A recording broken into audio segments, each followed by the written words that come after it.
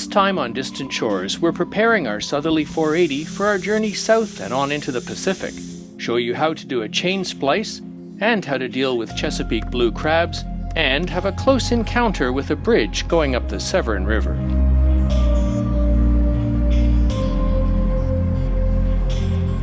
Look at this place. I absolutely love Annapolis.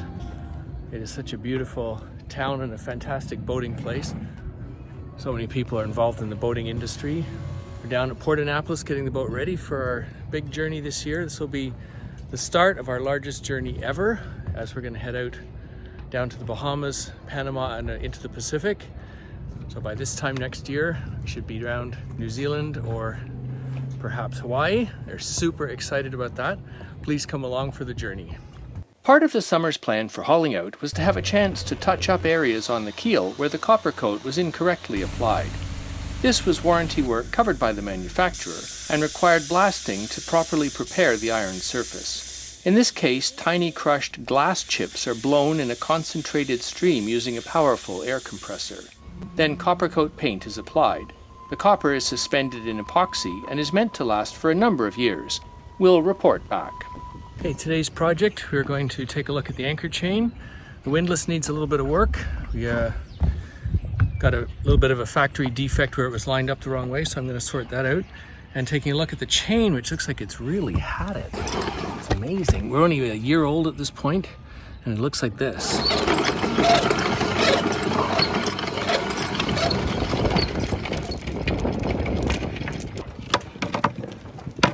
This is the real terrible piece of chain. We got about 15 meters of stuff that just has been to hell and back from the look of it. Whoa. Wow, look at that. So how much do you figure that weighs, John? It's either 1.25 pounds or 1.5 pounds per foot. And we've got 265 feet. Wow. So something like over 320, 350 pounds maybe? So today's project, we're just going to add this piece of rope onto the end of the chain so that when it comes up out of the chain locker, there won't be any just a raw piece of chain arriving. If the end of the chain has a rope spliced on, we would be able to drop our anchor in an emergency by easily cutting the rope. You can't just tie it. If you tied it, you'd have a knot here and it'd be too big to go through the hawse hole and through the windlass. So there's a specific design splice that will do that. I've marked the point where it's going to come here. It's going to come around like that, and it's going to go back into the rope and make a splice, and that'll all disappear into this part here. The Grog Knots app is excellent for splices as well as knots. First, separate the line into 3 strands and secure the strands, either burning them or taping them up. So we want 2 to go through this way, 1 to go through this way, like that. So then we just pull everything up tight. And then you just do a splice down, rope over rope over rope. We'll go through that in a minute. And you can pause the app and start and stop again. So you can use a fid. So the fid is just keeping the rope open. And we just poke the fid. See, helps to bring the rope through like that. So we got 1 going through here. Now we want another one to go into this hole and come out where this one went in.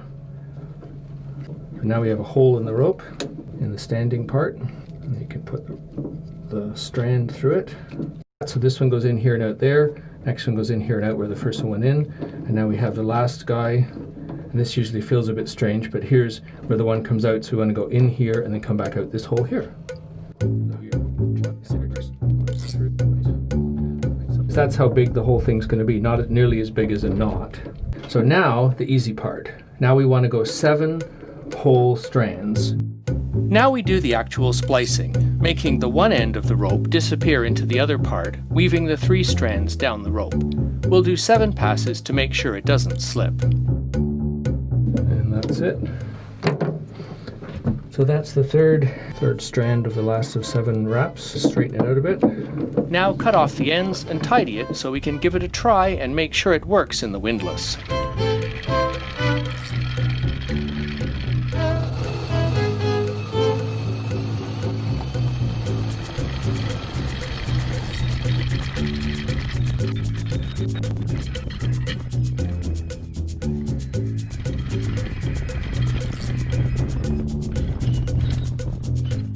Then it's boat show time. The annual United States Sailboat Show falls in mid-October in Annapolis. You'll usually find us there at the Discovery Yachts booth, answering questions about cruising, as well as conducting or participating in cruising seminars. It's also a great time for us to connect with fellow YouTubers, sailing authors, publishers, and podcasters. A talented group of sailors who help everyone in the sailing community stay informed and inspired. But best of all is meeting up with Distant Shores fans and followers. Since we have the boat in Annapolis this year, we host onboard meetups and sailing outings. At this year's show, a full moon coincides with a storm surge from an offshore hurricane, producing an exceptionally high tide, and the boat show is almost flooded out. No, we're not in a boat. We're in a school bus at the Annapolis Boat Show. Everything's flooded. A new boating experience at the Annapolis Boat Show.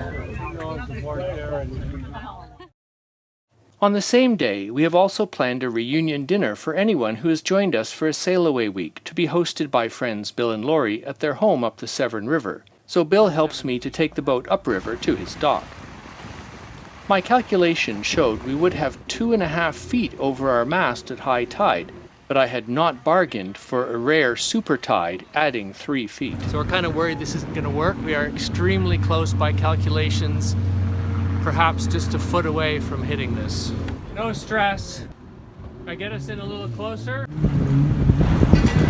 Oh, I hear the noise. I heard the clanking noise as it hit. Did you hear it? Well, we clanked it as we went under. That was a bit too thrilling. Ultra high tide, just our bad luck. Oh my God. Bill and Lori also have a Southerly, in this case a gorgeous Southerly 42 RST, and built this backyard dock high enough that it would never be submerged. So they thought. And I would look at their dock and I'd go, ha ha ha, look how smart I am. I'm taller. Well, they're laughing now. Dock's so low anyway. Yeah. You said you haven't seen this like ever. Ever. Well, ever is quite a long time, so I guess you did okay. Well, for as long as I've been Absolutely around. gorgeous dock. Look at that, 2 beautiful Southerlies tied up in I know. Yes. That's awesome. We are going for crabs at Cantlers in Annapolis, my favorite spot. Bill and Lori, friends from Annapolis, are going to take us out to a crab house. Blue crabs are a very popular seafood dish here. Along with their Southerly 42 sailboat, Bill and Lori own this sporty jet drive powerboat for water skiing and fast trips around the bay.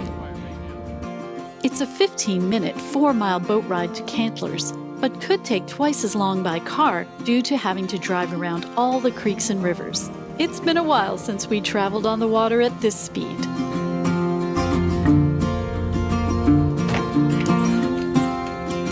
So what's this place like in the summertime? Well, so if you can imagine, there are boats in every slip here and boats anchored out and people trying to get here by Zodiac. People standing everywhere waiting to get in, usually at least an hour wait on a nice summer day. So off season is So good. off season is nice. So we're starting to get the tools we need now to be able to enjoy this feast of crabs that'll be coming soon. So this is the Mann. So we're going to be bashing the Bashing shells. shells with They're already this. dead though, right? They're dead already. Yes, we are hoping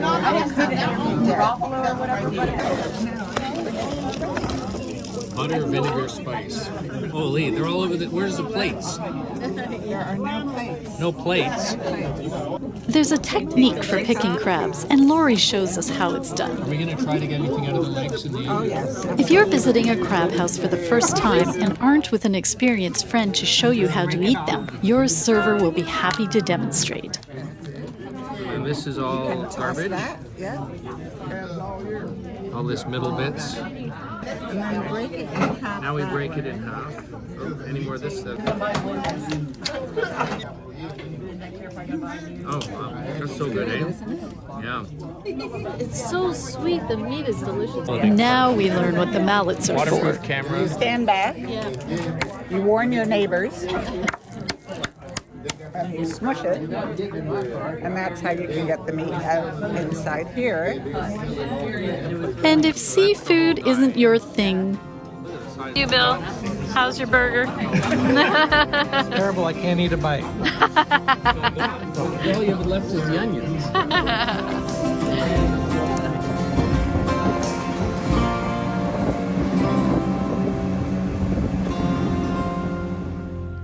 Bon voyage back.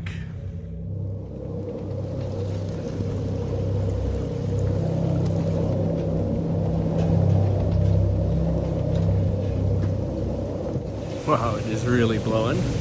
Gust's supposed to be 50 knots and it's going to be snowing inland a little bit. Annapolis is so much fun because there's always all kinds of boats coming and going. Nowadays people are all heading south. We're looking forward to that too. We've got a gale here today and for another day after that, and then we should have some better winds. See if we can make some time south down toward Florida. So, we are leaving Port Annapolis and Annapolis, Maryland. It's been a long, long time since I've come out of Back Creek and made a right instead of a left to go home. We're very happy to welcome you aboard and have you with us on this journey south. Today's journey down the Chesapeake a little bit. Probably see if we can get 50-60 miles today. It's really cold. It's time to go south. Bill will be sailing with us for a few days as we head south down the Chesapeake Bay.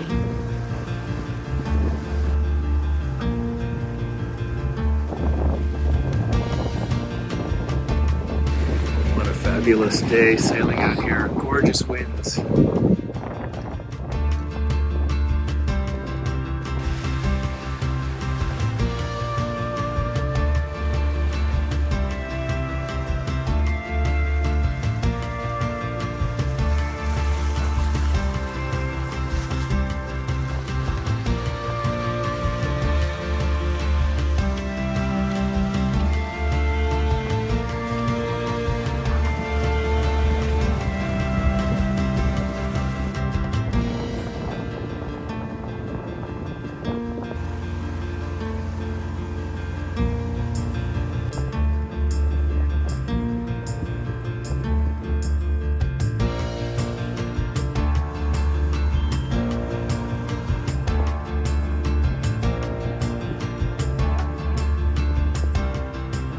The plan is to drop the anchor. It's a narrow little bay here, but there's nobody in it, so that's kind of good. Just past sunset, you can see what we're doing. Should have about 6 feet of water.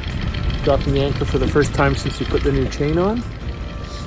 And make sure everything's okay with that, just in case we got something fed wrong or attached the wrong way.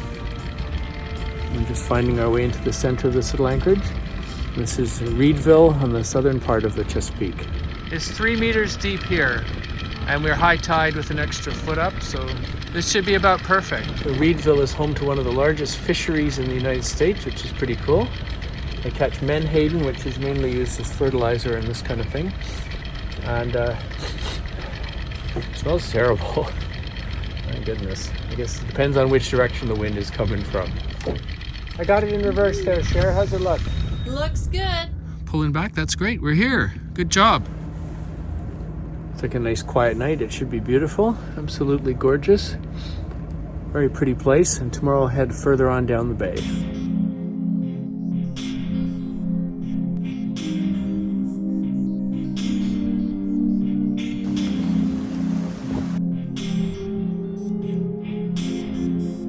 We got a gorgeous day today, beautiful wind, although it's a little bit close hauled, so right at the limit to what we can do. Right on the wind triangle's right close in. And we got about 5 more hours to get into the York River. So we're making about 6.5 knots, really close hauled. What a gorgeous day.